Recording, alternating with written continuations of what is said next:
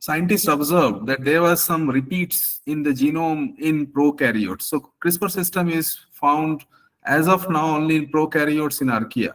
So when they looked in the genome, they had these repeat sequences, and these have some conserved, these black boxes in between. They couldn't understand why it is, but after some years of research, they found that these different color boxes, they come from different sources of DNA. That can be a plasmid DNA, that can be a virus DNA, and these repeat sequences, they form an array, and this array is very close to a protein coding gene. So this array is non-coding. It does not code for protein, but it has pieces of DNA which is interspersed with some conserved sequences. That is what they observed. And close to it, they had some protein coding genes. So this part is called acquisition, because that is what the bacteria does when it is infected with a virus, or when we transform plasmid. It takes a small piece, around 20 nucleotide, and then puts it in its own genome. So this is like a memory of the viral infection, or memory of a foreign DNA entering the cell. So that is how the cell keeps the CRISPR array. Now this CRISPR array, of course, has to be expressed. When this Cas locus is expressed, which is a protein coding part, it gives rise to a variety of Cas proteins, and I will discuss a little bit what are the different types. This CRISPR array, it is transcribed as a single transcript. So if there are 10 different Cas or CRISPR non-coding RNAs, then all 10 will form a concatemer. Now, after they are formed, they will be cleaved by either these Cas proteins or some other proteins which will mature them into the small RNAs, right? So that means a part of this RNA is variable. The stem loop that you see is conserved, and this is conserved in a given CRISPR array. So it is very specific for a given Cas protein. Now, once this CRISPR RNA, which is in short called crRNA, and the Cas proteins, which is a protein part, a non-coding RNA and a protein, when they form a complex, they are basically going around in the cell and looking for a foreign DNA. Now, the foreign DNA can come, for example, from a phage, a bacteriophage. And if it happens to be that it is the same bacteriophage that infected in the first place, and it has a copy of its genome, a part of the genome, then this CRISPR-Cas9 complex will go and cleave it. And that is how it destroys the foreign DNA, because foreign DNA in any cell is bad news. It will cause genome instability. So bacteria has evolved this system. So it is just like our immune system. And this is a part of so-called adaptive immunity, because the bacteria does not have it always. It always learns from the previous infections, previous even the plasmids that has gone in. So in short, this entire process involves three main stages. Acquisition, that means a piece of foreign DNA is part of the bacterial genome now. Expression of that part, and then forming a complex, and that complex will bind to any foreign DNA and interfere. That means that DNA will not survive, right? And based on this CRISPR is a short form for clustered, regularly interspaced, short palindromic repeat. So the scientists gave such a big name, never knowing that one day it will be a big technology. So it's like a big acronym for that. Now, the Cas protein is nothing but it stands for CRISPR associated, because these genes are always associated with this array. If it is a Cas9 locus, will look different than other Cas protein locus, and they will have a different array. So this array and this protein is always linked together, and that's why it is called CRISPR associated. Now, if I just quickly go through the timeline. So these CRISPR elements were discovered somewhere in late 1980s, and it's after 35 years of research, roughly what we are seeing, what CRISPR-Cas9 has become, right? So when it was discovered and identified and characterized, scientists didn't understand that what is its potential or what it is doing actually. So after identification, they could see that there is a Cas9 which can cleave a DNA strand. That was all fine, which is in the early 2000s. In 2012 onwards, there was a paper which showed that this bacterial protein and this RNA, if we express in a mammalian cell, that also cleaves the DNA of a mammalian cell, suggesting that we can repurpose this bacterial adaptive immune system to cleave any DNA of wherever we want based on that non-coding RNA sequence.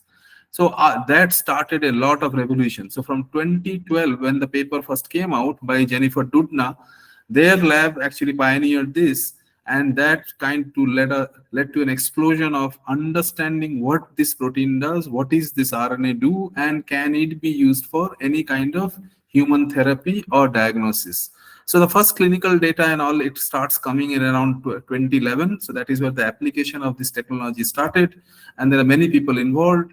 And finally, now we have the first CRISPR therapy approved in 2020 or so, and we have the first now going to be in the market some of the CRISPR-based human disease therapies.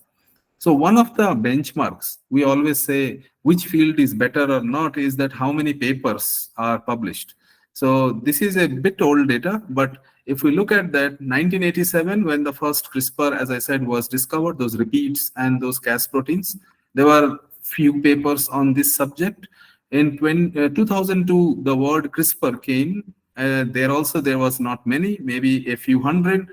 And then it exploded from this 2012 paper, where you can see there is an exponential increase. So now the current data around 2021 suggests that around 5,000 papers having CRISPR word in them is published every year and is indexed in PubMed. So that's a lot of paper. So like almost hundreds of paper are coming out almost every other week. And this says that a lot of people are working, a lot of people are using this technology, a lot of people are actually trying to apply it for human health and disease. And that has led to also explosion of a lot of companies, startups and all, which are using this technology as a future therapy for human conditions. So you can see that some of the discoveries are also kind of bit far between. 1987, we have 2002 one landmark. But after 2012, there is a huge amount of new modifications, and huge interest has led to a lot of development in this particular area. Now, if we look at what are the FDA-approved CRISPR therapies as of now, so these are not in the market, but the US government, the FDA has approved. So I don't want to go into the list, but you can just to show that the first FDA approval came in 2017, and that is like almost within 5 years of that paper in 2012 by Jennifer Doudna. And from there on, every other year, there is a different therapy targeting different disease of a different organ in the human body. Recently, in this year, like last month, in November 2023, the sickle cell anemia and thalassemia disease was, there was a therapy to cure these two diseases using CRISPR technology. And I will just briefly tell what is this technology is about in curing some diseases. Now, before we go into the details, I've heard sometimes that, oh, CRISPR is a very difficult or kind of very hi-fi technology. Basically, I want to tell every one of you that it's not at all a big deal. Here, it is just a question of expressing a protein and an RNA. That is all it needs to do. So in this case, we have this Cas9 protein. We need a guide RNA. We need a PAM sequence, and you all know probably it is just a 3 nucleotide sequence, but let's keep it that. And we need a Cas9 nuclease. That means CRISPR is nothing but a 2-component system. A 2-component system where a Cas protein is to be expressed and a guide RNA, which is called a SG or single guide RNA. That is all it is about. These 2 components, if we express in any cell type, then these cells will have cleavage in the DNA. So the technology is so simple and it is so easy to do that nowadays almost any lab with some molecular biology facility can do it. They can edit, delete, and even write the genome.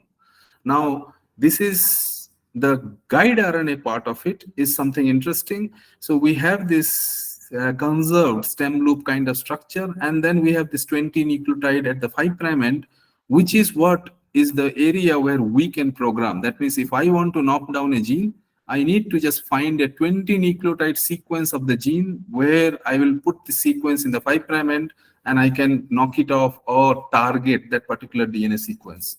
So this is all this CRISPR technology started with about. So this is adapted from the prokaryotic immune system and now used for cutting DNA. That's that's about all it. So how do we repurpose it? So that means, as I just mentioned, we have to express a guide RNA. We create a vector or we create a DNA construct where we need a promoter. As you all know, we need a promoter to express any gene. So we need a promoter to express the guide RNA and this conserved stem loop region. We can also transcribe it and it forms a guide RNA. We need another construct where we can use a promoter to express the protein part, which is Cas9, and Cas9 is a nuclease, right? Now, since this Cas9, and as you know, translation happens in the cytoplasm, but the genomic DNA that we want to edit is in the nucleus. So in this construct, we have to put a small postal code, so to say. It is called nuclear localization signal. If we put this small peptide in any protein, that protein will go to the nucleus back again.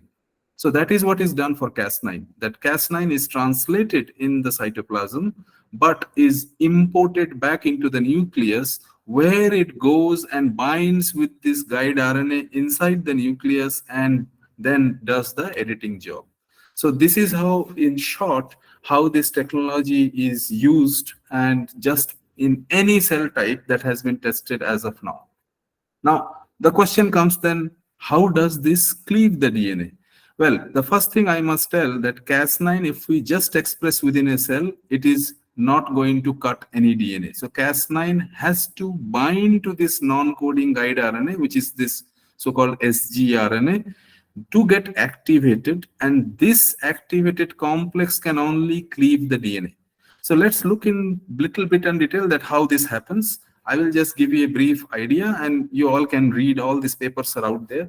So this is a crystal structure of Cas9 when the structural biologists look at it. So if we look at this polypeptide, it's a huge protein. It's almost around 1400 amino acids, so 130-40 kd protein, right? So Cas9 is a huge protein. And that protein has many different domains. So these domains, as you know, each of these domains have a different function, a unique function, right? So these domains are folded back into this 3D structure. Now, if we look at the normal Cas9 protein itself, it is inactive. When it binds to this guide RNA complex, then it forms a so-called ribonucleoprotein complex. And you can immediately see that some of these domains have shifted. The REC2, which was down here, it has gone up.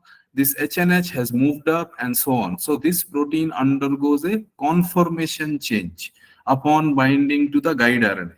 And this changed conformation of the protein helps to bind to DNA. If there is no guide RNA, Cas9 cannot bind to DNA by itself. It needs its partner. So together this complex will go and bind to the DNA in a PAM-dependent manner, because there is a PAM interacting domain. And once it binds, it gets activated. And each of these two domains called RUBC and HNH, they are basically nicases. They will just cleave a phosphodiester bond. Now, if you cleave phosphodiester bond, which is just opposite on the opposite strands of a DNA, we will release the DNA in two different fragments, right? That is how we cleave. So Cas9 just does that. So take home message, Cas9 itself cannot bind. Cas9 needs guide RNA, and it will create two nicks on a DNA, resulting in a double strand break, right? So that means we are using Cas9 and guide RNA complex to just cut DNA and induce a double strand break. That is all it is about Cas9 or CRISPR-Cas9 system. Its job is to create a double strand break, because we know that if we create a double strand break, the DNA repair machinery of the cell will kick in and it will try to join the DNA. right? And that is where the cell will either make an error, or that is where we can manipulate the DNA when the DNA is in a SOS mode, like the DNA has been seen a double strand break. So if we don't do double strand break, then the editing or the modification of DNA is very, very inefficient. What Cas9, CRISPR Cas9 does is to increase the editing just by doing a double strand break at a site of your choice. That means you can design a guide RNA, which DNA, which gene, which part of the gene you want to create a double strand break. That is all what Cas system does. Now, if there is a double strand break, in this cartoon it is shown, the cell will have a so-called a non-homologous end-joining DNA repair pathway, and which is quite imprecise because it is an SOS. And then there is another way the cell can repair its DNA, and that is called homology directed repair, or homologous recombination based method, and that is very precise. So if we look at the NHEJ, and if the cell has high frequency of NHEJ, it will randomly put some bases in this break to seal it. If it puts it randomly, then it is causing insertion. And of course, if these number of bases that the cell puts in is not a multiple of 3, because 3 bases form a codon, then we are going to change the reading frame of the DNA, right? If the number of bases deleted is, again, not a multiple of 3, we are going to have a deletion. And these two, insertion or deletion, in short, they are called indel mutations. They are going to remove the function of the gene because we have disturbed or destroyed the open reading frame. The ribosome cannot read it. So mRNA will be made, but the ribosome cannot make the protein. And if there is no protein, the gene function is lost. That is how this CRISPR-Cas9 is used. But CRISPR-Cas9 can also be used in a smart way. We want to change the DNA as we want. So that means we can put a donor template, another piece of DNA, in addition to creating a break. And that DNA can have homologous arms and a desired change in the middle. And that will cause gene modification. And this has been actually used for disease correction. Because if you can imagine, if there is a mutation here in the middle, we can correct it by putting a right, like a nucleotide or a base pair there. So that has been used for correcting diseases. I'll show you in a couple of slides. Or we can actually put a large piece of DNA inside at the site where there is a CRISPR-Cas9 based mutation, and that sometimes is called epitope tagging. We can put foreign genes like GFP or any kind of other molecules to fuse one gene with another gene. That also can be done. Now, normally in a cell... excuse me, sir. Sure. Sir, I have few questions here. For example, in the cell, with these both mechanism, NHEJ and HR, both are working, right? Yes. So even if you add a donor DNA, how you will make sure that the cell will not go for NHEJ and it will go only for HR? Very good question. And the answer to that is, as you said, that yes, in a cell, NHEJ and HR is there.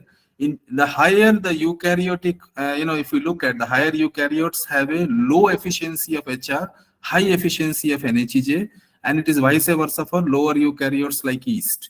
Right? But as you correctly said, if I throw in a DNA, how will I ensure? So one of the ways to ensure that is to knock out the genes which are involved in NHEJ. If we knock them out, then the only way the cell can repair the DNA is by HR. And then if we put a DNA in trans, then it will go in. Okay. Right. So one more thing, that PAM sequence that you were talking, yes. That is present in the DNA itself? Yes. In the DNA that we are trying to modify? Yes. And so that is a specific sequence? Yes. Which is present in everywhere in DNA? No. So for every Cas protein, there is a different PAM specificity. For Cas9, it is called NGG. So N is any nucleotide and it has to be followed by 2G, guanosine. Now, of course, but that PAM sequence was in the genome that we are trying to edit. Exactly. So, how you will insert this particular PAM sequence in the genome that you are trying to insert? No, so PAM sequence will be in the genome. That will be not part of this 20 nucleotide. The 20 nucleotide has to be designed such that it will be adjacent. The PAM sequence should be right next to it. It will not be part of the targeting sequence.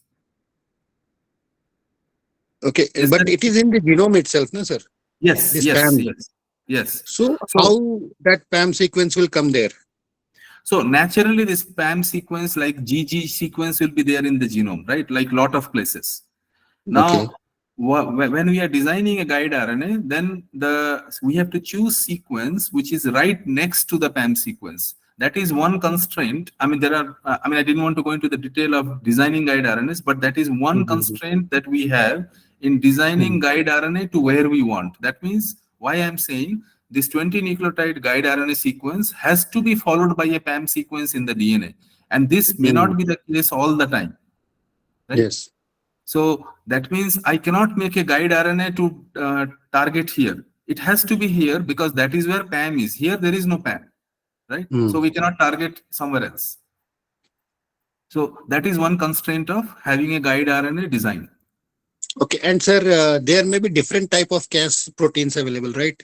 Yes, Besides this Cas9, yes, and they may be using different PAM sequences, right? exactly. I will show you that. I have, I think, one slide for that also. Okay. Yes, Or one more thing, in the starting slide, you were telling that the bacteria actually, whatever, whenever it gets infected with a virus or a plasmid, it cuts some portion of that plasmid and virus inserts it in the in its that region, CRISPR region. yes. So, is those sequences that it is cutting and inserting? Is there any specificity for that, or it cuts random sequences and inserts it? Yeah, that's another good question. So it's the mechanism is not very clear, but it looks like that it is random. So a virus genome, it will only cut when there is a PAM, right? Because this PAM thing is Yes, important here, right? yes, yes. So a virus genome should have a PAM followed by a 20 nucleotide, then only it can target. If the virus genome doesn't have a PAM, then it won't target, right? So it is specific. It chooses such that there is a PAM and next 20 nucleotide, it will insert into its own genome. Okay, Right? thank you, sir. Okay. Any other questions? They Okay. will ask if they will have any problem. So Okay. again, Fantastic. yes, yes. So to just quickly go through them, that means we can say that, CRISPR Cas9 is a kind of a Swiss Army knife. You can do integration using this, put foreign DNA sequence, do point mutation, you can do deletions and so on. So that is incredibly powerful in a technique, which is also very simple to do. Now, how do we design vectors? So we need a promoter, which will basically drive the expression of the guide RNA, followed by another promoter that will drive the expression of a Cas9 protein. And this N means NLS, right? And then we can have some selection markers because we are cloning this guide RNA and the Cas9 to transform a bacteria or a human cell. Now, what has been done in the last few years, we can actually have so-called multiplexing. That means we may actually clone 7 to 10 even guide RNA cassettes next to each other so that each guide RNA can target a separate part of the genome. So in principle, if I put here 10 guide RNA cassettes, I can knock out 10 genes in the same time.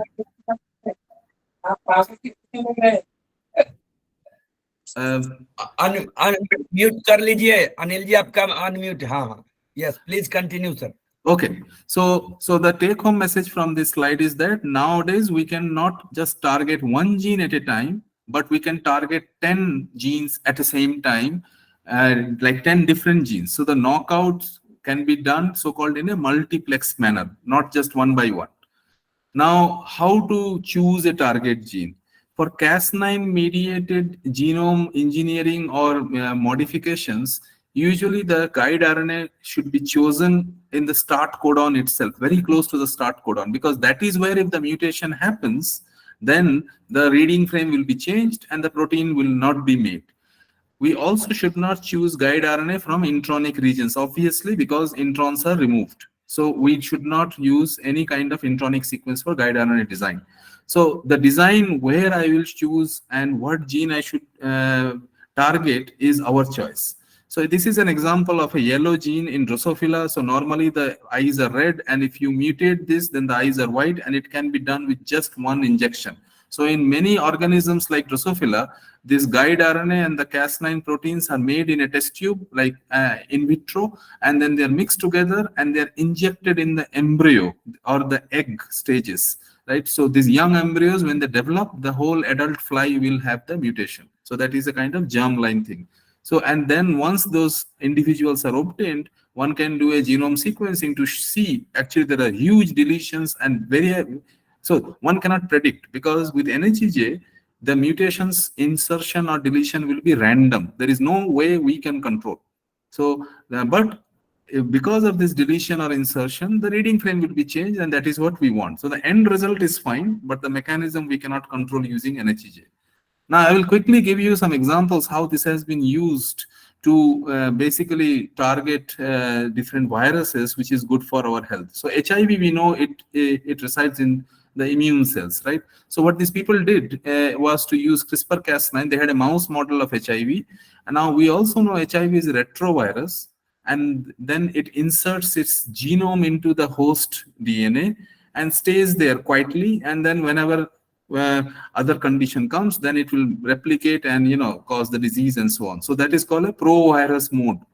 Now what these scientists have done is use CRISPR in a mouse model to show that if we knock out this pro-viral genome of the virus inside the mouse genome, then this virus, when it wants to multiply, cannot multiply, because we have mutated or deleted or basically made the viral genome defective just by using Cas9 and guide RNA. So these mouse is now in principle not going to get the HIV disease, because it's every cell in the body, the retroviral genome is mutated like HIV.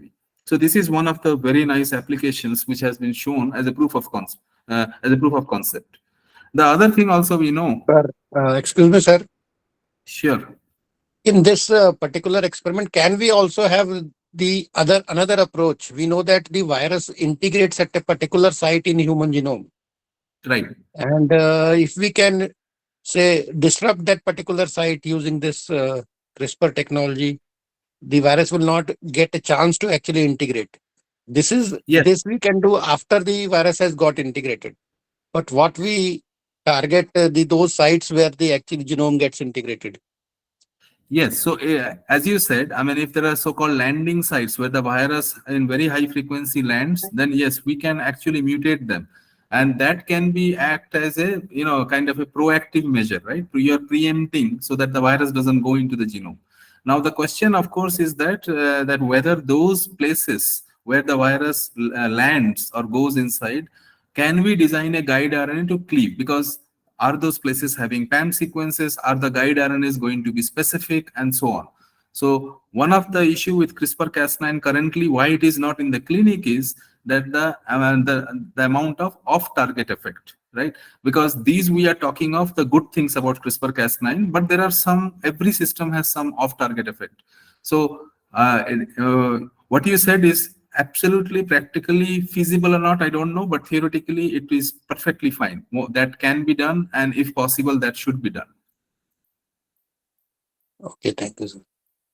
So to move on, so another application with people in China have done, in fact, that xenotransplantation. That means one of the, we have organ donor shortage, right? And one of the main things that has been discussed for some time now, that the pig's organs can be used for human transplantation. The problem is that the pigs also have their own retroviruses, and they are called PERVs, like pig porcine endogenous retroviruses. Now, no one knows if we take a pig organ and put in the humans, then what will happen to those retroviruses? Because human genome already has its own retrovirus load. So that is a huge concern. So what these people have done is that they have, again, using the same way, they have knocked out these retroviral genomes from the pig genome, and now they make these CRISPR pigs, which are transgenic, and now these pigs can be a good organ donor for human transplantation in the future. So this is still not in the clinic. I mean, there are a lot of studies to be done, but at least the genome is free of these retroviruses, which are pig specific, because our genome doesn't have them. So this is one of the applications of the CRISPR.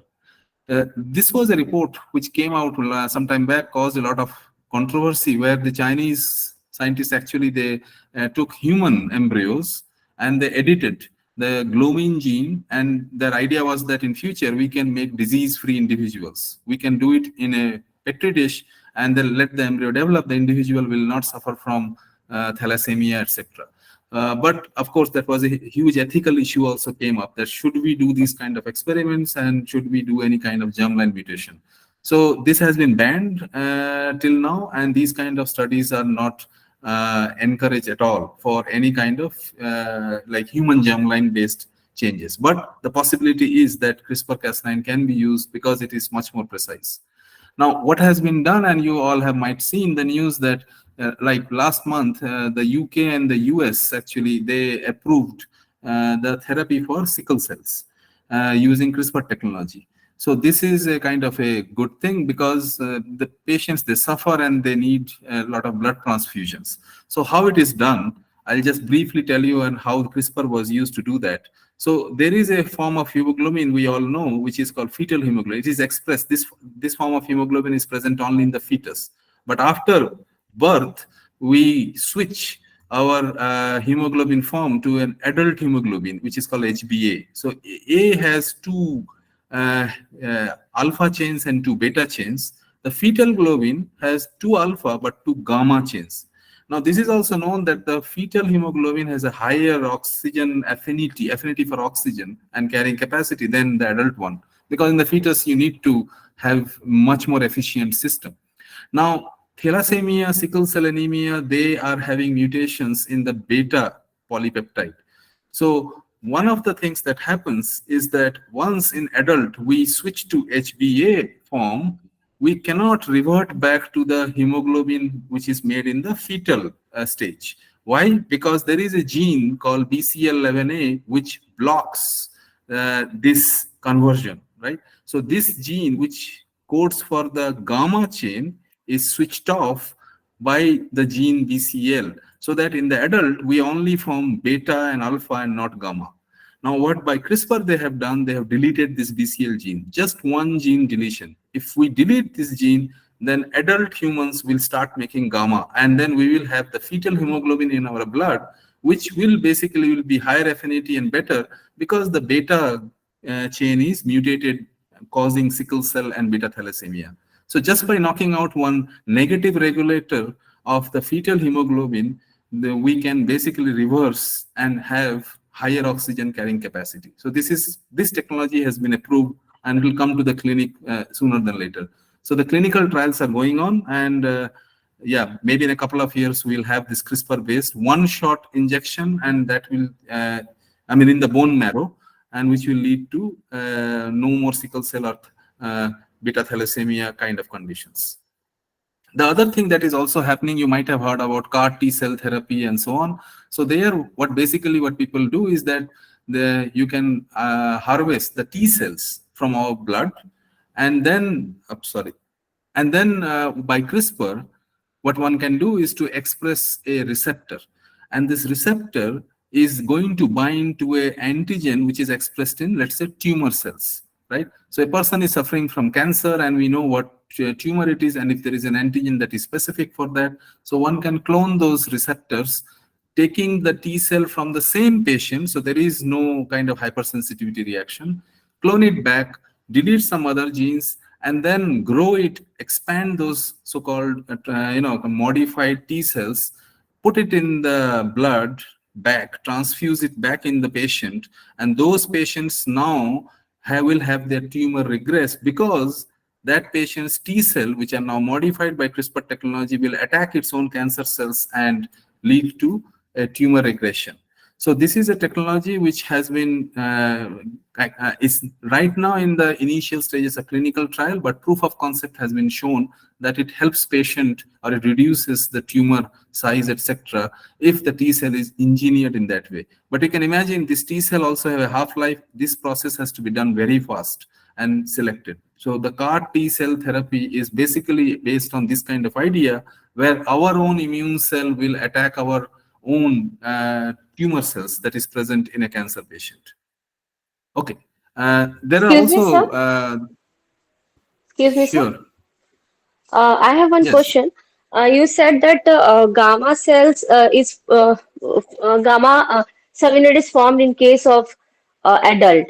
In that case, beta units and gamma units both are formed during the no, adult.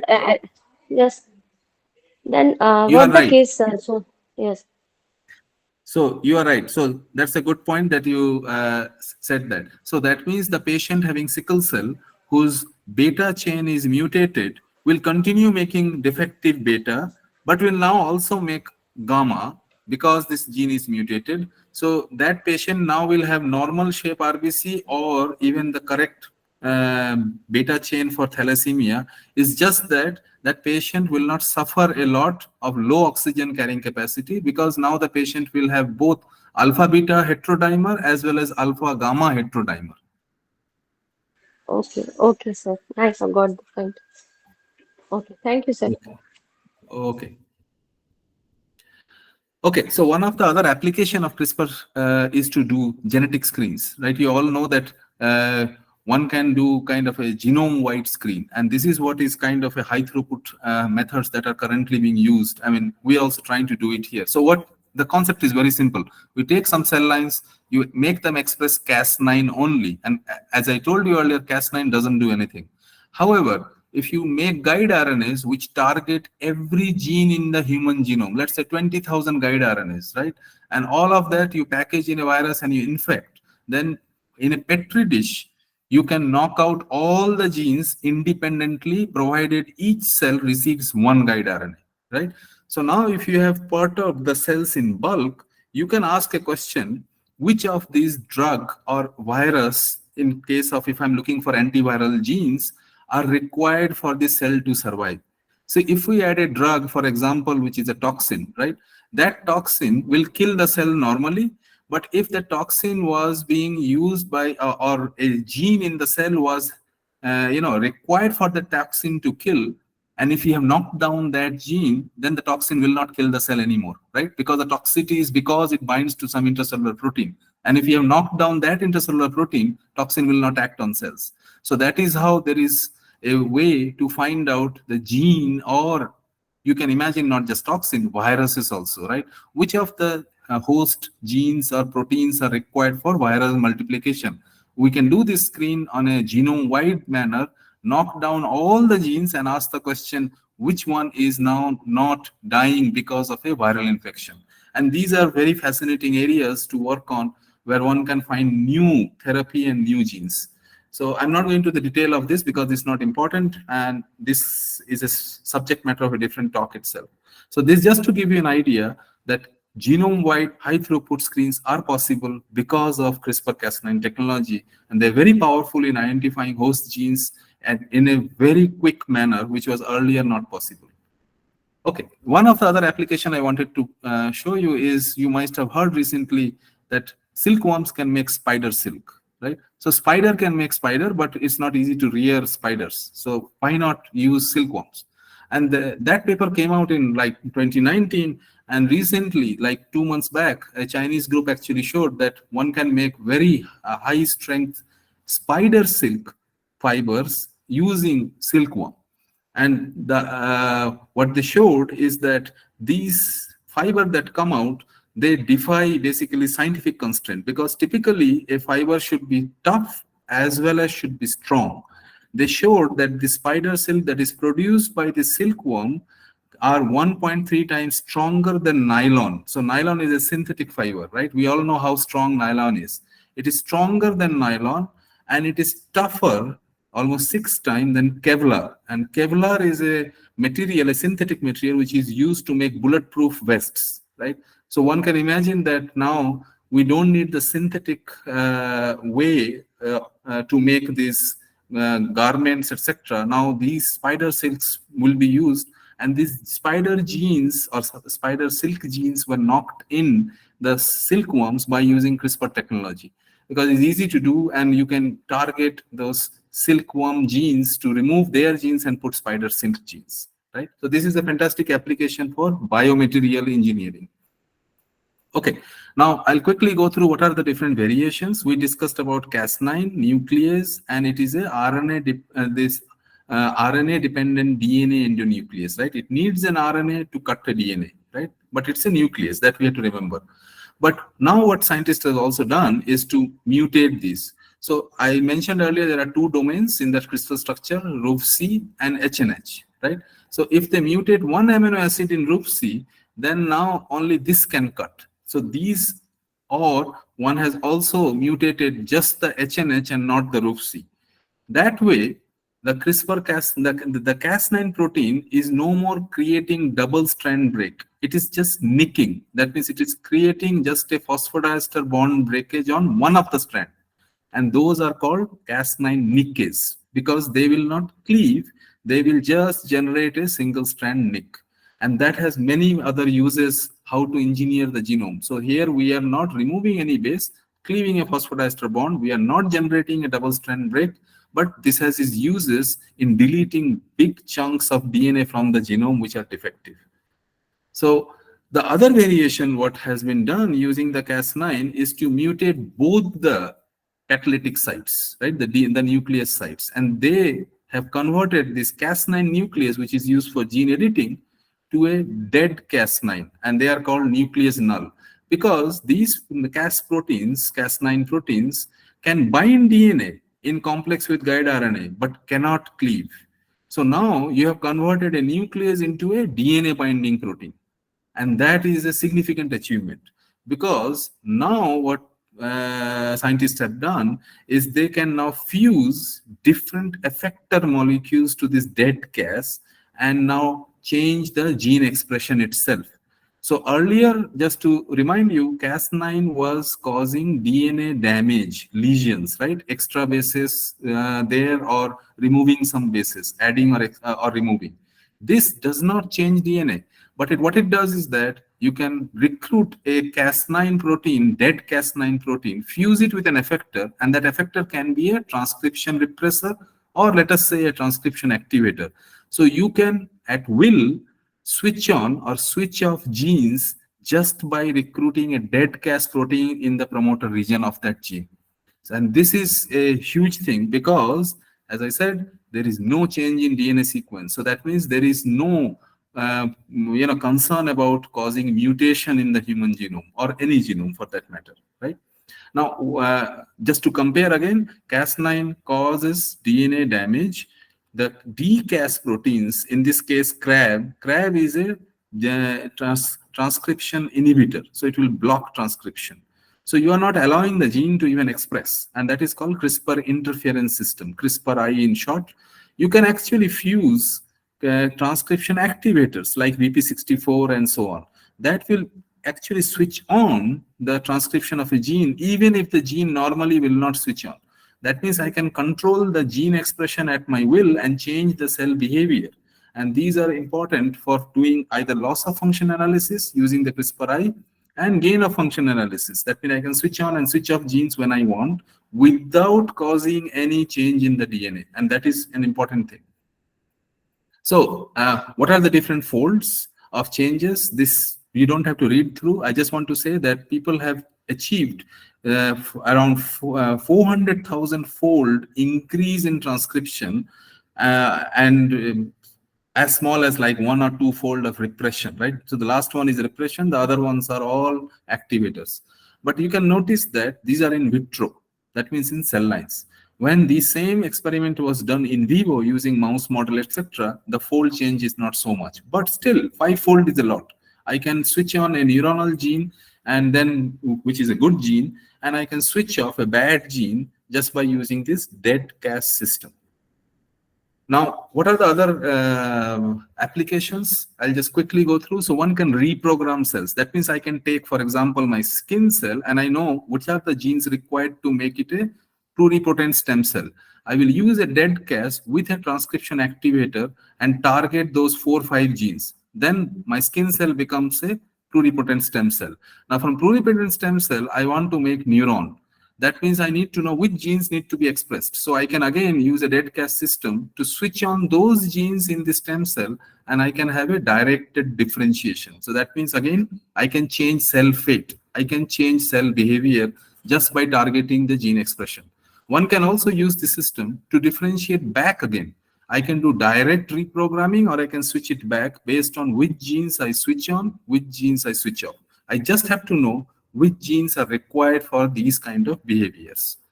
This dead Cas system has also been used to image cells. I want to know where my DNA or my gene is within the nucleus. So I can image them using a fusion of GFP, RFP, or any other fluorescent protein and go under a microscope.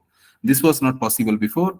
I can also use the dead Cas to fuse with any kind of epitope tags, and I can pull down the DNA and its DNA binding proteins very easily using methods such as immunoprecipitation. So it can be used for biochemical assays as well. So this is just a slide to summarize all the function that I mentioned. So DCAS based bioengineering is an upcoming field. A lot of people are doing, and it has unlimited potential in a way. We can switch on, switch off genes. We can look at genes. We can do biochemical experiments using the DCAS based on what kind of domains we are fusing with the DCAS.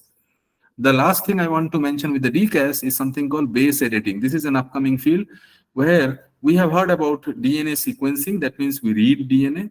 We have heard about DNA editing, like gene editing, where we can change a few bases and we can actually write the genetic code also. That means we can put bases what we want, kind of using this DCAS system. So there are deaminases. These are enzymes which remove the amino group. So we can in fact fuse these deaminases with a DCAS, and if we target a DNA, then from cytosine it can become uracil. Now uracil will not base pair with the G because C was base pairing with G. U will not base pair with G. But mismatch repair system in the body or in the cell will kick in. It will put A because A and U pairing is allowed, and that will lead from a C to G base pair to a T to A base pair. So just by using this base editing, we can change the base pair at will. So we can write the DNA now. We can also use adenosine base editor. This was cytosine. Same principle. Don't have to read so much, but we have changed. We can change from AT base pair to a GC base pair. So we can do just the reverse. So here, this is the enormous potential of the DCAS system, and it is called base editing. Okay. I'll just take maybe another 5 minutes. I'm running a bit late, but just another 5-10 minutes to just tell you what an earlier participant had asked. Other than Cas9, there are a lot of Cas proteins now being discovered. They are basically classified into 1 and 2. The 1 is the class 1 we don't use for genetic engineering or gene editing at all. So we don't have to focus on that.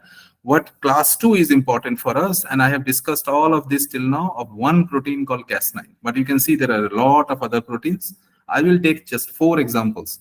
Cas9, we just saw, creates double strand break. A big guide RNA is needed. There is another protein called Cas12. What Cas12 does, as you can see, it has a smaller guide RNA, and it creates a stagger end. It's not a double strand break just opposite to each other, but it creates overhangs. But what is also important to note, it also has something called transcleavage activity. That means once this protein binds to a DNA and cleaves it, that triggers the nuclease activity such that any single strand DNA around this double strand DNA will also be cleaved. So that's the good and bad news. I will tell you in a couple of slides why it is a good news, but the bad news is that it will non-specifically cleave single-stranded DNA in addition to your target DNA. But if your target DNA is not cleaved, this transcleavage is off. So transcleavage is on only when your target is cleaved. That you have to remember. So this class is called Cas12. There is another class called Cas14, which is nothing but a short version of Cas12. And of course, it also has a transcleavage. And finally, in the last few years, Cas13 family of proteins have been discovered, which do not target DNA, but RNA. So in this case, you can have a guide RNA and it will directly target the transcript. So the cytoplasm itself we can target. So that means we have now at least three different family of proteins that target DNA and one family that targets RNA directly. And this also has a transcleavage activity. So again, CRISPR-Cas9, this is increasing. This just to show there are now tens, every other few months, there is a new Cas9 protein and its version is coming.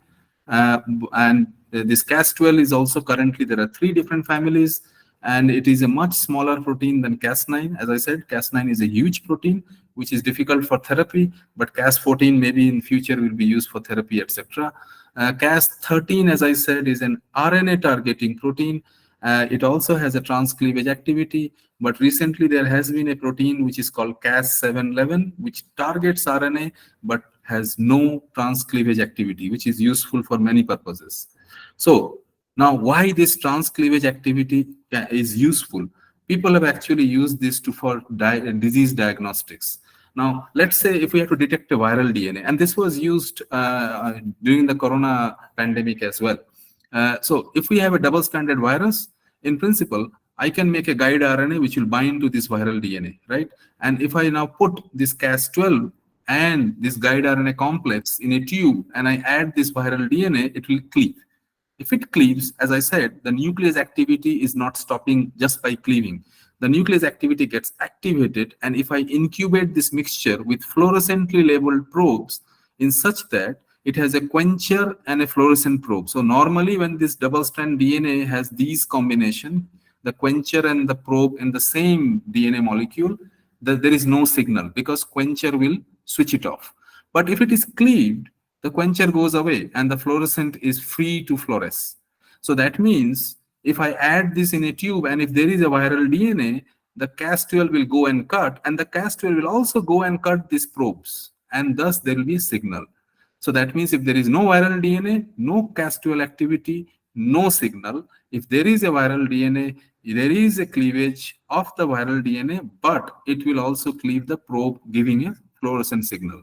So this can be used for not only just single strand, the double strand, but also single stranded probes. And this is how the future will look like. There are clinical trials, etc., going in that one can collect just the blood sample, urine, saliva, whatever. We have some target DNAs or RNA, and then we amplify all of them. We use this Cas12 or Cas13 proteins to cleave, but we also add a probe, and this reporter will basically unlock, meaning it will get cleaved, and that we can either run on a gel, we can look on a fluorimeter, or we can do even lateral flow assays, just like a dipstick test, to know that whether a given genomic DNA or a given viral DNA is there or not. And this has enormous possibilities, not just virus, but even cancer, etc. So diagnosis can be done in a very specific manner. And there is a paper, I'm not going to go into detail because of shortage of time, but there is a paper which has shown this, that dengue, Zika, and all other viruses can be done in just 3 hours. This entire test can be done on a paper. And that is amazing because nowadays it takes long time, and it also doesn't differentiate whether it is a dengue or a Zika, because both are flaviviruses and it is difficult to distinguish from the current testing. Okay, I will skip this. I'm sorry for the sake of time. What I will just focus now is what are the challenges. Having seen Cas9, 12, 13, 14, and there are n number of Cas9, Cas proteins being discovered, right? So what are the challenges going forward from here? So one of the things that one has to mitigate or take care of is off-target effect, as I was telling initially. There is, so what people are doing is to engineer these Cas proteins so that they are having less off-target and more on-target activity. So they are called high-fidelity Cas proteins, and there are some in the market already. Then delivery system. Cas protein, Cas9 is so big, it is difficult to package in an adenovirus and be used for this gene therapy in humans. So as I mentioned, Cas14 is one protein that is smaller than Cas9, but does the similar kind of job. So there is a race to identify smaller Cas proteins so that the gene can be packaged into viruses and can be used for gene therapy in humans. Which target site will it go? So integration of the target DNA also becomes an important, as earlier we were discussing. The repair system is absent in some cells, because the problem with Cas proteins, as I say, is that it will just create a double strand break. How the cell repairs will depend on what is the machinery which is most predominant. Yeast, for example, has a very good homologous recombination machinery. Humans, it is very, very low. So that becomes a challenge, that which kind of repair machinery will cause whatever mutation that we are expecting. And that is quite variable between cell types.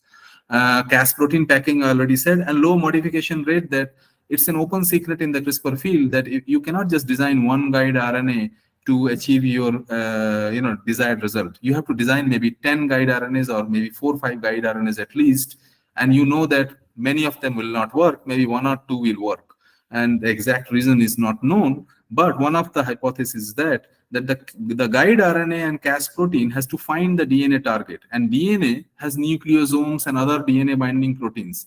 So sometimes the Cas9 guide RNA complex cannot bind to the DNA and so will be ineffective. So we have to find a guide RNA which will have access to the target site based on the local protein situation.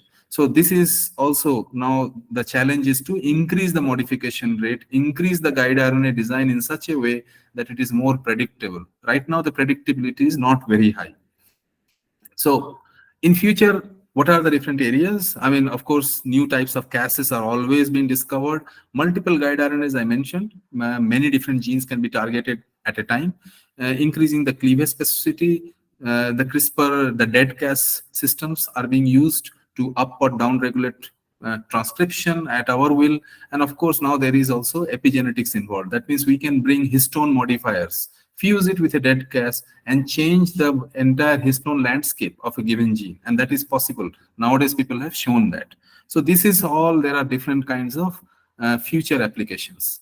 I will end the talk by just highlighting one more paper that came out in August this month.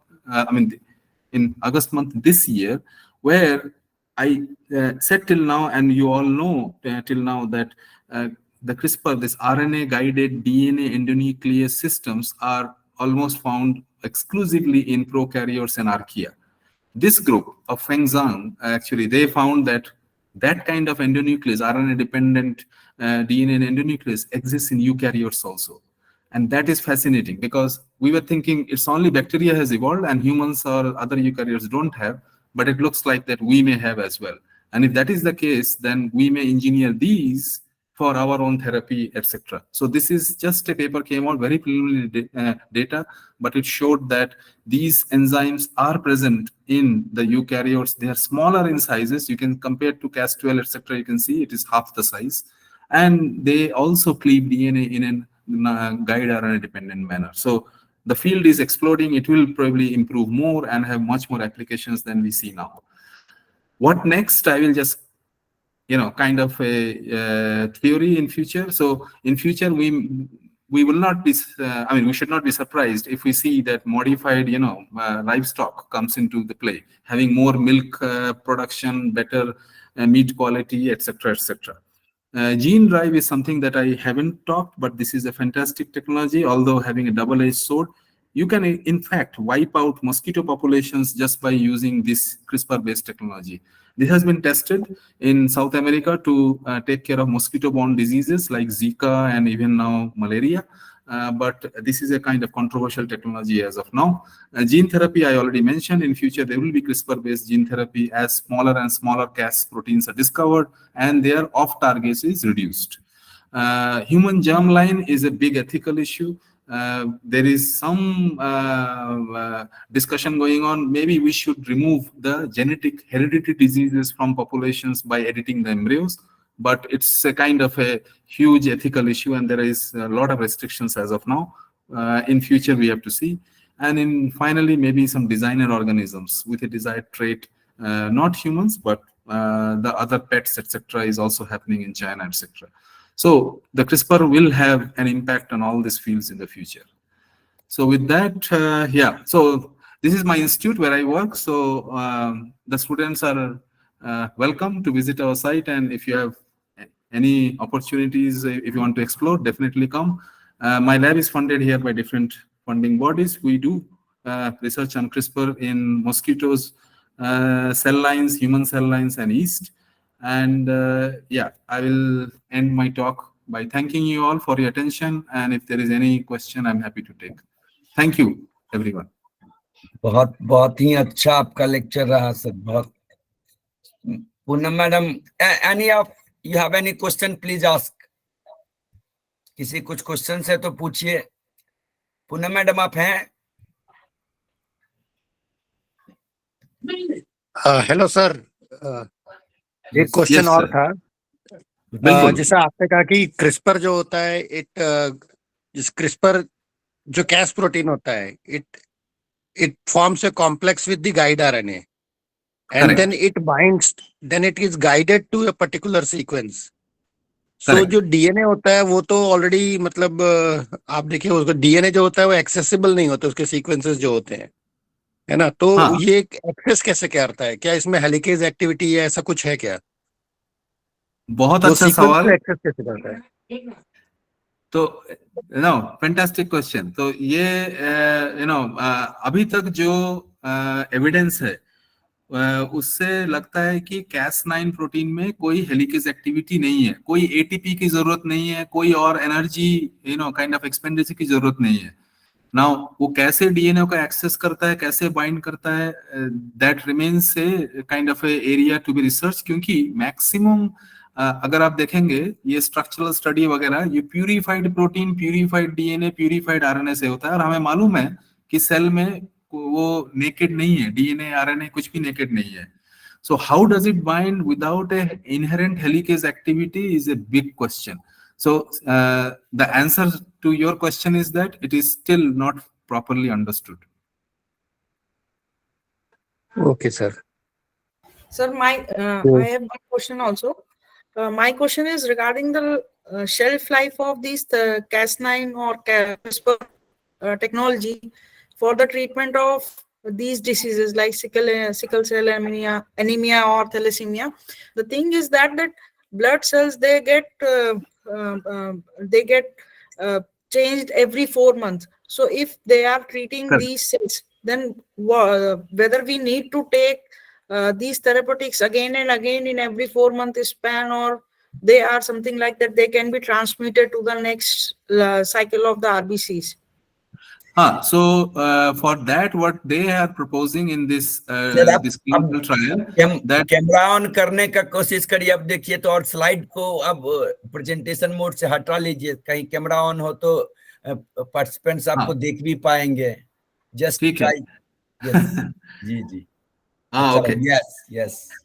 हाँ, so doctor Poonam का सवाल का जवाब ये हुआ कि अभी जो मैंने जो दो दिखाया, सिकल सेल एनीमिया और थैलेसीमिया का, वो लोग प्रपोज कर रहे हैं कि हम लोग एडिट करके and we will put it in the bone marrow. So bone marrow में हेमाटोपोइसिस होता है, so that means that person probably will not need regular transfusions. Bone marrow transplant अगर एक बार हो जाए तो then for life long that person will make the gamma polypeptide. Okay, sir. And then if they are transmitting it in bone marrow, तो next जो progenies है उनमें भी कुछ ऐसा रहेगा कि एडिटिंग की जरूरत नहीं पड़ेगी, क्योंकि सिकल सेल या फिर thalassaemia is something related to sex linked diseases.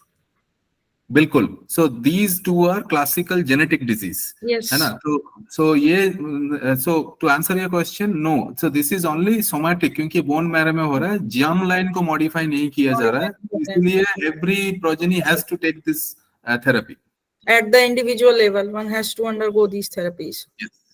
Cost effectiveness, so right now जो मैंने पढ़ा, I mean unfortunately I mean we like to have in this country, US में जो अभी जो इन लोगों ने लॉन्च किया है, in Indian rupees it will come to close to 2 crore to 3 crores, right? Yeah, probably. So we cannot afford easily. Not affordable.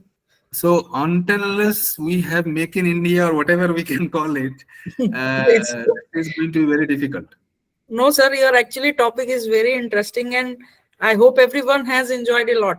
And really, I have gone through the institute also, profile also, and there I found that you also provide, institute also provide the internship and everything Yes. to the students also. So Yes. definitely I'll ask students to write you regarding if they are interested for the internship, and that would be really good if they get the exposure of these institutes. That would be really very